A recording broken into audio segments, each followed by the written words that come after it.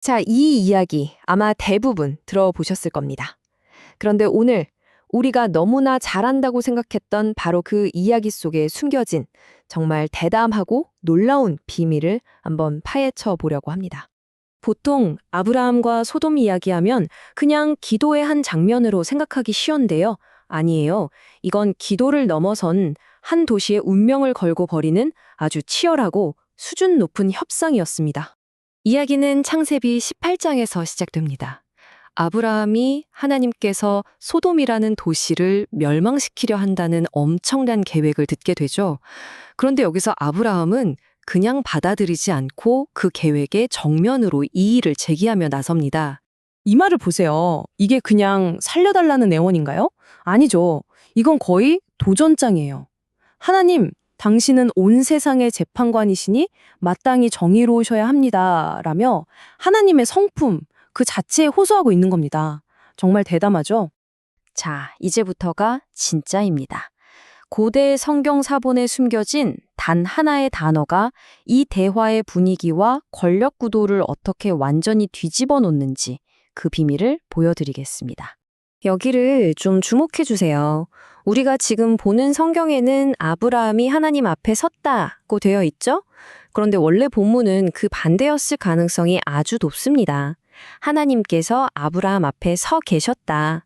즉, 하나님이 아브라함을 기다리고 계셨다는 뜻입니다. 아니, 왜 이런 엄청난 차이가 생긴 걸까요? 이게 바로 티쿤 소프림, 우리말로 하면 서기관들의 교정이라는 것 때문입니다. 옛날 성경을 필사하던 서기관들이 보기에 전능하신 하나님이 감히 인간을 기다린다는 표현이 너무 불경스럽다고 생각했던 거예요. 그래서 하나님의 권위를 지켜드리기 위해서 문장의 주어를 슬쩍 바꿔버린 거죠. 이게 왜 그렇게 중요하냐면요. 이야기의 분위기 자체가 180도 달라지기 때문입니다. 이건 더 이상 화가 난 하나님을 인간이 막아서는 장면이 아니에요. 오히려 하나님께서 아브라함이 나서서 정의를 위해 변호해 주기를 간절히 기다리는 장면으로 바뀌는 겁니다. 그리고 아브라함은 그냥 감정적으로만 호소한 게 절대 아니었습니다. 정말 똑똑하게 마치 최고의 변호사처럼 아주 구체적인 법률 용어들을 사용하면서 자신의 논리를 착착 쌓아 올립니다. 그가 꺼내든 첫 번째 카드가 바로 미슈파트입니다. 이건 뭐랄까, 법과 원칙에 따른 공정한 재판, 즉 사법적인 정의를 의미해요. 아브라함은 온 세상의 재판관이시라면 당연히 이 원칙부터 지키셔야 하는 것 아닙니까? 라고 따져 묻는 거죠. 그리고 두 번째 카드는 최다카입니다. 이건 좀 더 따뜻한 개념이에요. 가난하고 약한 사람들을 돌보는 사회적인 책임, 관계 속에서의 올바름을 뜻하죠. 바로 소돔이 완전히 잃어버렸던 그 가치 말입니다.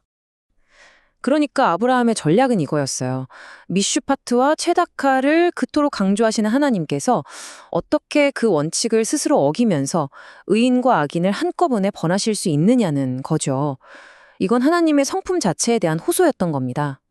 정말 대단하지 않나요? 자, 여기서 또 하나의 궁금증이 생깁니다. 50명에서 시작해서 쭉쭉 내려오던 아브라함이 왜 하필 10명에서 협상을 멈췄을까요? 더 깎아볼 수도 있었을 텐데요. 여기에도 아주 깊은 뜻이 숨어 있었습니다. 고대 유대학자들은 두 가지를 생각했어요. 하나는 노아 홍수 때 의인 8명으로는 세상을 구하지 못했잖아요. 그러니까 그보다는 많아야 한다는 교훈이죠. 또 다른 하나는 미니언이라는 개념인데 유대교에서는 최소 10명이 모여야 하나의 공동체로 인정하고 함께 예배드릴 수 있거든요. 그러니까 10명은 그냥 숫자가 아니라 공동체를 이룰 수 있는 최소한의 의의를 상징했던 겁니다. 자, 이제 이 이야기의 마지막 퍼즐 조각을 맞춰볼 시간입니다.